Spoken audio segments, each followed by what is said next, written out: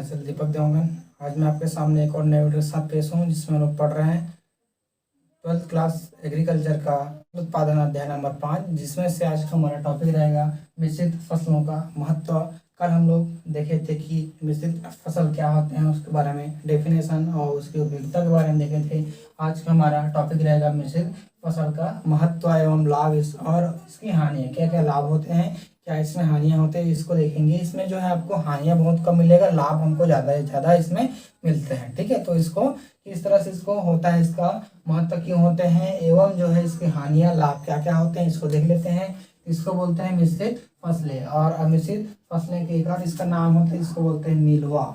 मिलवा के नाम से जो है इसको जो है जाना जाता है। मिलवा मतलब कि स्पष्ट हो रहा है इसमें नाम से, क्योंकि इसमें जो है मिलावट मतलब जो है अलग अलग बीजों को इसमें एक साथ लिया जाता है, इसलिए इसको बोलते हैं मिलवा बोलते हैं। और इसमें आपको मिश्रित भी बोलते हैं। तो आपको कहीं जगह अगर दोनों नाम मिल जाए तो आपको कंफ्यूज नहीं होना है कि मिलवा अलग है और मिश्रित अलग है, दोनों एक ही इसमें होता है। तो इसमें देखते हैं इसका महत्व नंबर 1, इसमें क्या बोलता है आर्थिक दृष्टिकोण से। आर्थिक दृष्टिकोण से अर्थ ये है जैसे कि हमने अलग अलग फसलों के लिए हैं, मतलब 2 से अधिक या 1 से अधिक फसलों को जब इसमें लिए हैं, अगर हम अब बाय द वे किसी कारणवश हमारा एक फसल की मृत्यु हो जाती है, उस हमको उपज कम प्राप्त होता है, लेकिन हमको जो दूसरा फसल रहेगा उससे हमको जो है उपज प्राप्त होगा, तो वो जो है पहले वाले की भरपाई इसमें किया जा सकता है ना। जो हमारे पास पहले वाला प्लांट था, पहले वाले प्लांट में जो है अच्छी उपज हमको प्राप्त नहीं हुआ, तो इसका उपज कैसा होगा, यहाँ पर गिर गया। तो हमारा दूसरा वाला प्लांट है उसमें से जो हमारा उपज है वो भी कैसा हुआ, हमको ज्यादा प्राप्त हुआ। तो दोनों कैसा हो गया, यहाँ पर मेंटेनेंस हो गया, मतलब दोनों में जो है हमारा जो है नुकसान तो हुआ लेकिन कम नुकसान हुआ, और हमको जो है हमारा मुनाफा भी इसमें हमने कमा लिया। तो आर्थिक दृष्टिकोण से महत्वपूर्ण होता है कि अगर कोई एक फसल इसमें से कुछ खराब हो जाते हैं तो दूसरा फसल उसकी भरपाई इसमें वो कर देता है। तो इसीलिए आर्थिक दृष्टिकोण से बहुत ही महत्वपूर्ण होता है मिश्रित फसलें।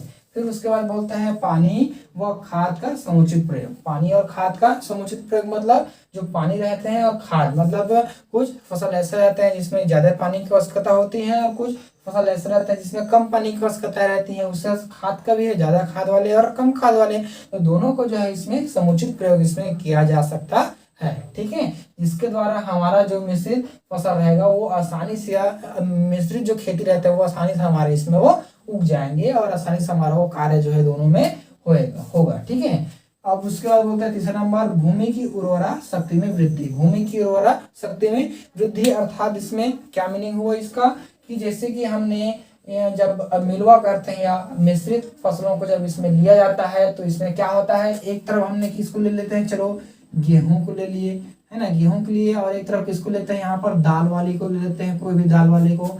तो हमारे क्या होगा, भूमि की उर्वरा शक्ति हमारा क्या नहीं हो रहा है, ह्रास नहीं हो रहा है, इसमें वो बना का बना हुआ है। दाल वाले को लेने के कारण इसमें जो उपजाऊ पन है वो हमारा बना का बना इसमें रहेंगे।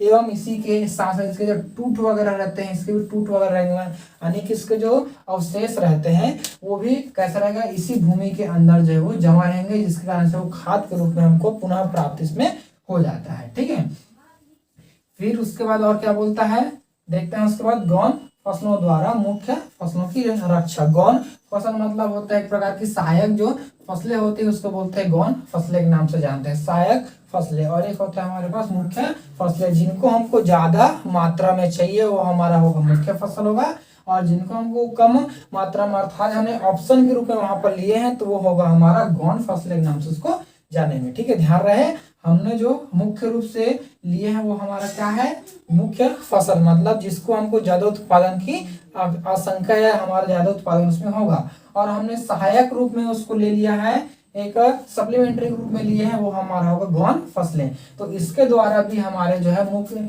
गौण फसलों के द्वारा मुख्य फसलों की रक्षा इसमें किया जाता है। जैसे कि हमारे पास अगर ले लें तो कुछ पौधे ऐसे होते हैं जो कि जो गौण पौधे हैं उनकी लंबाई में ज्यादा वृद्धि होते हैं और इनका जो मुख्य रहता है वो कम होते हैं। तो इनको पाला से या तेज धूप से या बारिश से जो है बचाने का काम कौन करते हैं, ये जो गौण फसलें होते हैं वो बचाने का काम करते हैं, जिसके द्वारा हमारा मिश्रित फसल जो है वो खराब इसमें वो नहीं होता है। ठीक है, ये जो है अधिक पानी को अगर वो सहन कर लेते हैं और ये नहीं कर पा रहे हैं तो दोनों क्या करेगा, इन दोनों के बीच जो है बैलेंसिंग का कार्य जो इसमें हो जाता है। तो इसी को बोला गया है गौण फसल द्वारा मुख्य फसलों की रक्षा करना।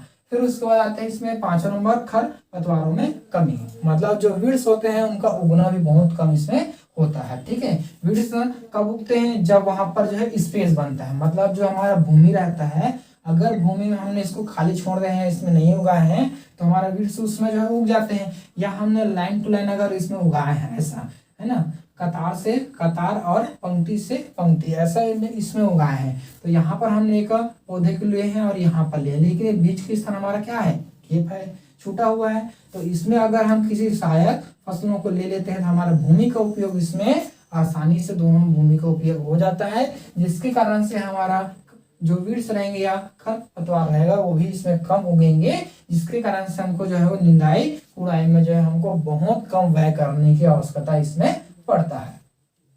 ठीक है, फिर उसके बाद देखते हैं 6वां नंबर क्या बोलता है, कीट व्याधि से फसल की रक्षा। कीट वगैरह से इसमें फसल की रक्षा किया जा सकता है। कुछ ऐसे भी फसल होते हैं हमारे पास जो खेतों में कीड़ों को लगने ही नहीं देते या खेतों में कीड़ों को जो है आने ही नहीं देते, जिसके कारण से जो हमारा मुख्य फसल रहता है वो खराब नहीं होते हैं। वो क्या नहीं होगा, खराब नहीं होगा, जिसके कारण से हमारे जो दोनों फसल रहते हैं, मतलब जो एक मुख्य, एक क्या है हमारे पास मुख्य, एक मुख्य और एक जो है हमारे पास गौण, दोनों हमारा कैसा रहेगा, इसमें सुरक्षित वो जो है वो रहते हैं और हमको जो है बराबर हमको जो है लाभ इससे मिलते हुए जाता है। ठीक है, फिर उसके बाद आते हैं इसमें क्या क्या इसके लाभ होते हैं, तो भूमि की बचत, भूमि की बचत अर्थात अगर हमने इसमें मिश्रित फसलों को अगर इसमें नहीं लिए हैं तब क्या होगा, इसमें भूमि की बचत, मतलब कि अगर हमने इसमें नहीं लिए हैं तो एक बार फसल को उगाने के बाद कुछ दिन तक हमारा भूमि कैसा रहता है, यहाँ पर खाली छोड़ देते हैं, हमने परती छोड़ दी, यहाँ पर परती जब उसको छोड़ दिए हैं तो वो जो है उसमें क्षरण होता है, मतलब हवा के द्वारा, पानी के द्वारा इसमें क्या होता है, भूमि का क्षरण होता है। अगर उसको हमने परती से छोड़ दिए हैं तो हवा के द्वारा इसको भूमि में जो इसके जो पोषक तत्व होते हैं वो हास होकर जो है उड़कर जो है किसी दूसरे खेत में या हास बाहर वो निकल जाते हैं, तो इसी कारण से भूमि की हमारे जो है वो बचत इसमें होता है। ठीक है, फिर उसके बाद बोलते हैं दूसरा नंबर है फसल उगाने के लिए, सॉरी, फसल उगाने में लागत की कमी। फसलों को उगाने में लागत में कमी अर्थात जो है हमारा फसल कैसा होगा, जल्दी से जल्दी उसमें उगेगा, क्योंकि इसके पास जो है सभी पोषक तत्व, जो हमारे फार्म है उसमें सभी पोषक तत्व उपस्थित है, तो फसल जल्दी से इसमें अंकुरित होंगे एवं जो इनकी बढ़वार भी अच्छी तरह से इसमें होता है। क्या होगा, इसमें अंकुरन भी होगा इसमें और बढ़वार भी इसमें जो है क्या होगा, अच्छे से अच्छे इसमें जो है वो होता है। तो ये जो है इसमें फसल लगाने में जो है इसको लागत बहुत कम हमको देखने को मिलता है। ठीक है, फिर उसके बाद आता है हमारे 32 नंबर पोषक तत्वों की का समुचित उपयोग, मतलब पोषक तत्व, इस भूमि में हमारे पास जो पोषक तत्व है उनका समुचित प्रयोग जो है वो हो जाता है। हमारे भूमि के अंदर जो पोषक तत्व होते हैं वो अलग अलग पौधों के लिए अलग अलग की आवश्यकताएं इसमें होती है। अगर एक जैसे को हमने अगर ले रहे हैं तो एक जैसे को लेने का हमारा उपजाऊ भी, उपज भी हमको जो है बहुत कम हमको प्राप्त होता है, तो इसलिए हमको जो है मिश्रित फसलों का चुनाव इसमें किया जाना चाहिए ताकि हमारे पोषक तत्वों का भी समुचित उपयोग हो सके एवं जो उनका स्टोरेज भी फिर से किया जा सके।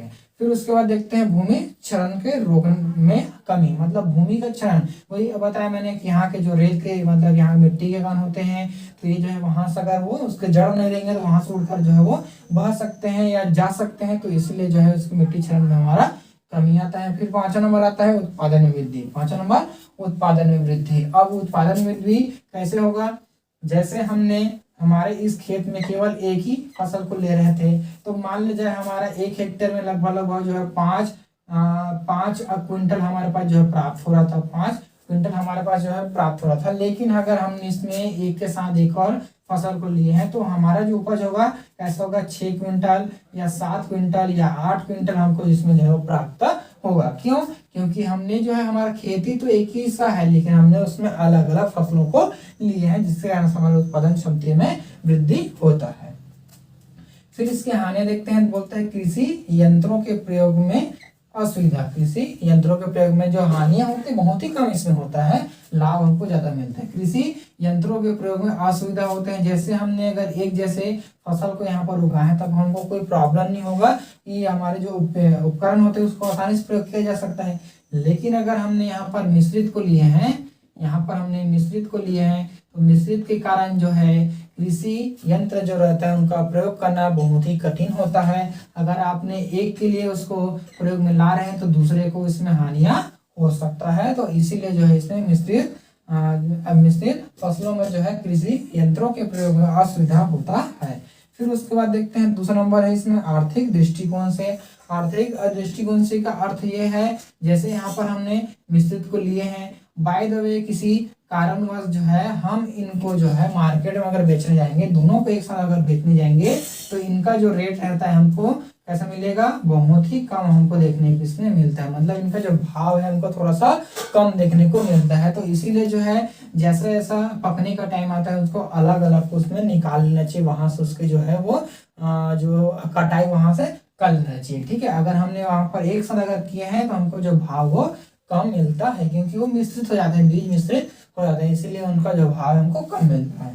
फिर उसके बाद एक तीसरा और लास्ट आता है इसमें शुद्ध बीज के एकत्रीकरण में कठिनाई। शुद्ध बीज के लिए अगर आपके दोनों बीज को अलग अलग एकत्रित करना है तो आपको बहुत ज्यादा जो है इसमें टाइम वो लगता है, क्योंकि जो है बारी बारी से पकेगा। तो आप वहां से अगर उसको कटाई जब करोगे उसको एकत्रीकरण के लिए अलग से, और उसके लिए वहां से उसकी सफाई के लिए भी सब कुछ के लिए अलग आपको करना पड़ेगा। इसीलिए जो है इसके एकत्रीकरण में थोड़ा सा कठिनाई हमको देखने को मिलता है। ठीक है, तो ये था हमारे में आज का फसलों के क्या क्या हमारे में महत्व, लाभ और हानि है। तो आज के लिए इतना ही। देखते रहे हमारा यूट्यूब चैनल। धन्यवाद, थैंक यू।